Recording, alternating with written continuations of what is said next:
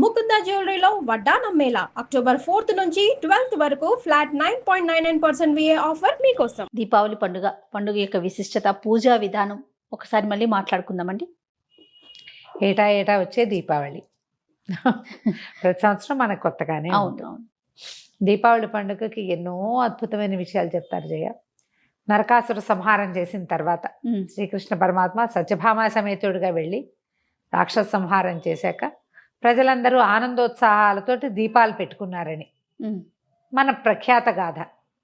రాముల వారు ఈ రోజున రాజ్యాభిషేకం చేసి ఇక్కడికి తిరిగి వచ్చారని, అయోధ్యకి తిరిగి వచ్చారని అదొక గాథ. విక్రమ శకం ఈ రోజే ప్రారంభమైందని అది ఇంకో గాథ. లక్ష్మీదేవి జన్మించింది ధనత్రయోదశి నాడు. ఆ తర్వాత ఈ రోజున మొత్తం ప్రపంచం అంతా ఆనందం వెళ్లి విరిసిందని అదో గాథ. ఎన్నో గాథలు చెప్పుకుంటాం.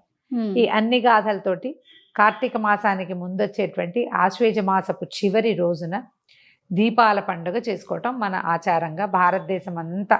అవునవును. ఈ జాతి ఆ జాతి తేడా లేకుండా, అందరూ ప్రాంతాల వారీగా ఏ మార్పులు లేకుండా రాత్రి దీపాలు పెట్టుకోవటము, టపాసులు కాల్చుకోవటము, ఇది మొదలు దీపాలకి ఈ రోజు నుంచి.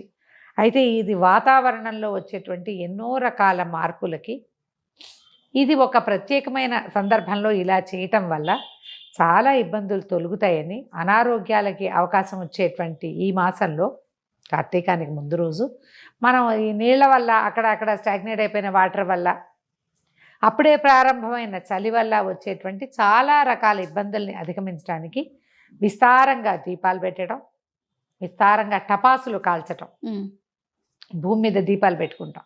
ఆ దీపకాంతి ఎంత దూరం ప్రజ్వరిల్లితే అంత మటుకు ఇవి పోతుంది.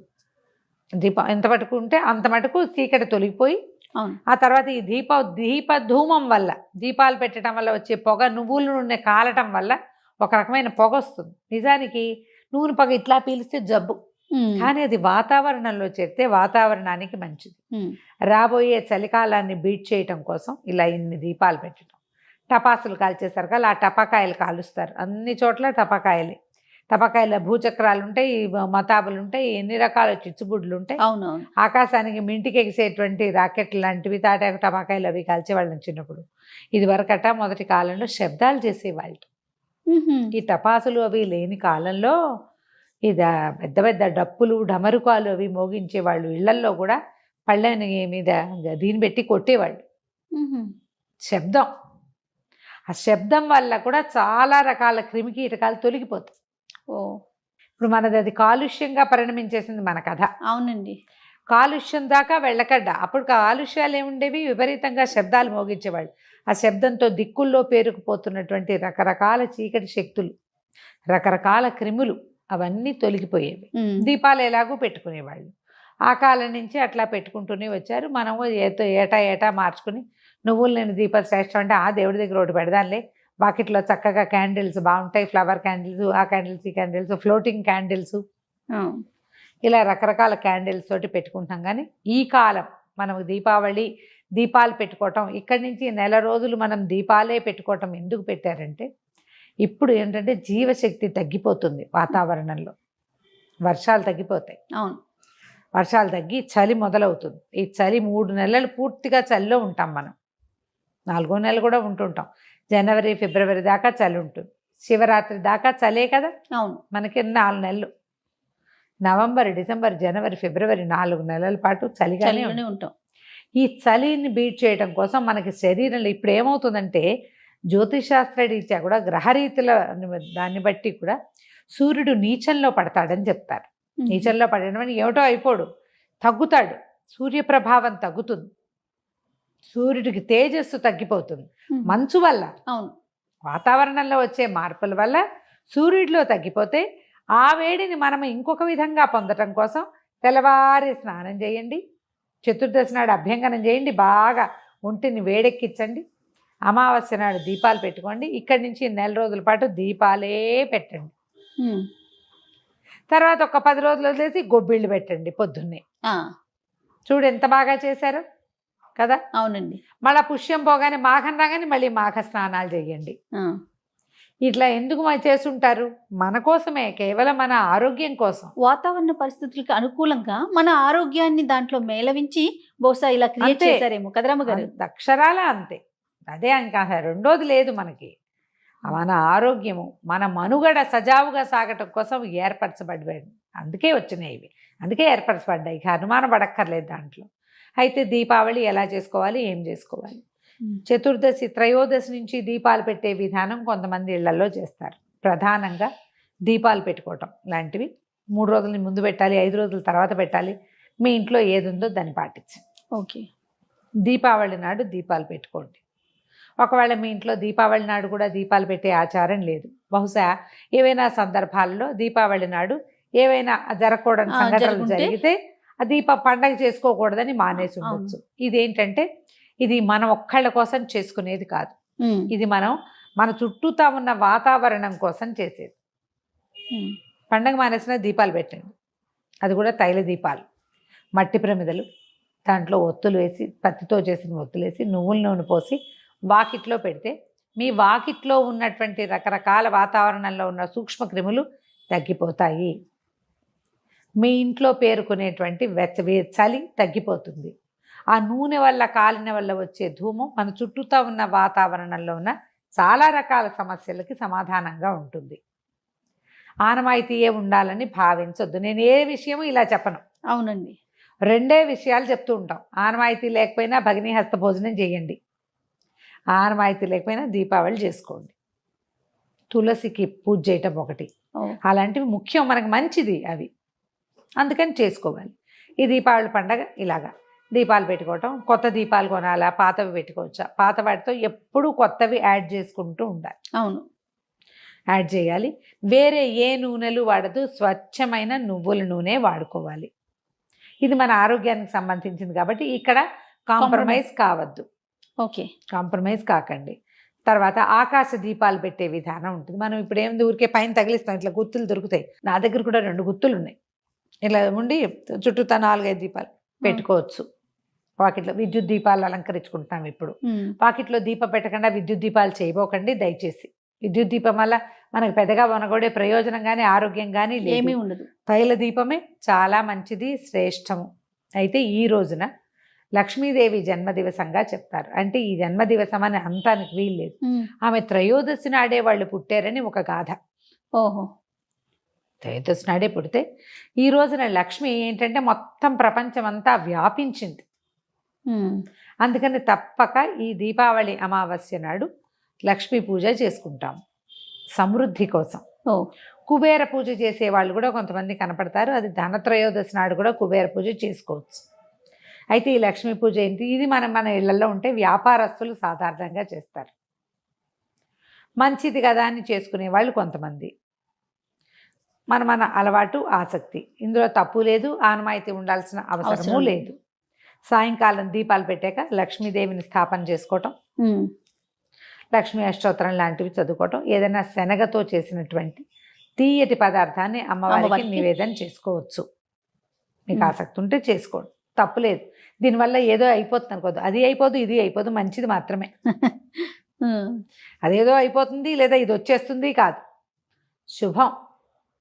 లక్ష్మి అంటే ఏమిటి, డబ్బు కాదు, సమృద్ధి, వృద్ధి, మనం ఆరోగ్యం, అది అన్ని విషయాల్లోనూ ఆరోగ్యం, అభివృద్ధి, వ్యాపారాల్లో అభివృద్ధి, ఇంట్లో ఖుషాలి, చాలా సంతోషంగా ఉంటాం మనం, అది కూడా వృద్ధి చెందుతుంది. అంతే, లక్ష్మి అంటేనే వృద్ధి అని అర్థం.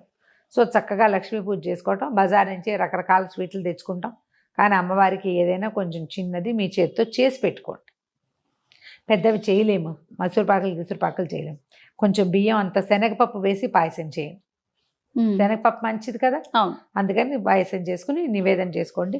స్నేహితులతో, చుట్టుపక్కల వారితో తగాదాలు, పోట్లాటలు లేకుండా. తర్వాత టపాసులు కాలుస్తాం, దీపాలు వేరుస్తాం. కాబట్టి దీపాల వల్ల కానీ టపాసుల వల్ల కానీ ప్రమాదాలకి లోన్ కాకుండా, చిన్నపిల్లలు ఉన్నవాళ్ళు చక్కగా కాటన్ బట్టలు వేసి, ఈ పెద్ద పెద్ద గౌన్లు ఇప్పుడు వస్తున్నాయి, పిల్ల ఎక్కడ ఉంటే దాని గౌన్ అక్కడెక్కడో ఉంటుంది. అవునవును, వీళ్ళే కాదు, ఇప్పుడు మగపిల్లలు కూడా ఏమిటో పెద్ద పెద్ద డ్రెస్సులే వేసుకుంటారు, ఇంత చున్నీలు ప్రతి వాళ్ళు, అవన్నీ అంటించుకోకుండా జాగ్రత్తగా టపాసులు కాల్చేటప్పుడు కేర్ఫుల్గా ఉండటం, వాకిట్లో ఓ బకెట్ నీళ్ళు పెట్టుకోవటం, Correct. పిల్లలు ఏమైనా పొగ పీల్చేశారు పొగంతా అంటే వెంటనే ఇమీడియట్గా మొహాలు కడిగేసేయటం, తీయని పదార్థం ఏదైనా తినటం, బెల్లంతో చేసినవి తప్పకుండా ఉంచుకోండి. స్వీట్లు పంచదార ఒకటే కాదు. దీపావళి టపాసుల పొగకి విరుగుడు బెల్లం. ఏ స్వీట్లు చేయలేదు, మనకు అవకాశం లేదు, ఇంత బెల్లం తినిపించండి. పిల్లలు ఒకవేళ పొగ పీల్చేస్తే పొగలు పీల్చే పరిస్థితి రాకుండా జాగ్రత్త పడండి. సాధ్యమైనంత కాలుష్యాన్ని పెంచకుండా టపాసులతోటే, కానీ ఎక్కువ టపాసులతో చాలా పొగొచ్చే రకాలు కాకుండా, వాయు శబ్ద కాలుష్యాలు లేకుండా, ఎక్కువ లేకుండా కొద్దిపాటి. ఎందుకంటే మనకు ఆ పొగ అవసరం. ఆ గంధకం కాలిన అవును. పొగ మన చుట్టూతా ఉన్న దోమల్ని ఈగల్ని అన్నిటి పోగొడుతుంది. తరిమిస్తుంది కదా. అన్నీ అవసరం కదా. ఇళ్లల్లో కాల్చకండి, బాల్కనీస్లో కాల్పించకండి, ఓపెన్ ప్లేసు ఖాళీగా ఉండే చోటకి తీసుకెళ్తే మంచిది. అయితే ఈ దీపావళికి ఏం చేస్తారంటే ఒక్కొక్క ఇంట్లో ఆచారం ఉంటుంది. గోగు చెట్టు ఉంటుంది కదా, గోంగూర చెట్లు, గోగు చెట్టు ఆకులు దూసేసి చిన్న చిన్న నూనెలో తడిపిన చిన్న చిన్న బట్టలు కడతారు. వాటి అవి వెలిగిస్తారు. వెలిగించి చుట్టూతా తిప్పి కొడతారు. దిప్పు దిప్పు దీపావళి మళ్ళీ వచ్చే నాగుల చవితి అని. ఇది ఒక పద్ధతి. గోగు పుల్లలు కొట్టడం, గోగు కర్రలు కొట్టడం అని చెప్తారు. ఓకే, ఇదొక పద్ధతి. పూర్వం కొట్టంగోల అని చేసేవారట. ఈ కొట్టంగోల ఏంటంటే ఇవి మన దూసరి తీగలు అవి చుట్టి దాన్ని ఇట్లా విశాలంగా ఉండేలాగా చేసుకునేవాళ్ళు. కోలలు ఇది ఉంటుంది కదా మన కాగడాలు లాంటివి, అంటే అవి ఇట్లా విశాలంగా ఉండి ఎక్కువసేపు కాలే రకపు పుల్లలతోటి చేసుకునేవాళ్ళు. ఊళ్ళో వాళ్ళందరూ ఊరి చివరికి వెళ్ళి అక్కడ ఈ కోలలు వెలిగించి తిప్పేవాళ్ళట. దూరం నుంచి చూస్తే ఎంతో అద్భుతంగా ఉంటుంది. ఆ మంట తిరుగుతూ ఉంటుంది కదా. ఈ కోలల్ని కొట్టంగోల అంటారు దాన్ని. ఎవరైతే కోల తిప్పుతున్నారో వాళ్ళ కాళ్ళ దగ్గర కూర్చుంటే ఆ కోల మన చుట్టూతా ఆ అగ్ని తిరగటము మనకి దృష్టి దోషాలు పోగొడుతుంది, శారీరక రుగ్మతల నుంచి తొలగిస్తుందని బాగా నమ్ముతారు. దీన్ని కోలలు అనగానే నాకు ఒకటి గుర్తొస్తుంది. మాకు గూడూరులో మా చిట్టుగూడూరు కదా, మాకు పక్కనే గూడూరు గ్రామం మాది. మా నాయనమ్మ పుట్టిల్లు. మా నాయనమ్మ తండ్రి గారు మా ముత్తాత గారు కట్టిన ఒక నరసింహస్వామి దేవాలయం ఉంది. ఆయనే మాకు ఇలవేల్పు కూడా. అయితే ఈ లక్ష్మీ నరసింహస్వామి దేవాలయంలో ఆయన స్వామివారి కళ్యాణం చేసి ఫాల్గుణ మాసంలో చేస్తారు.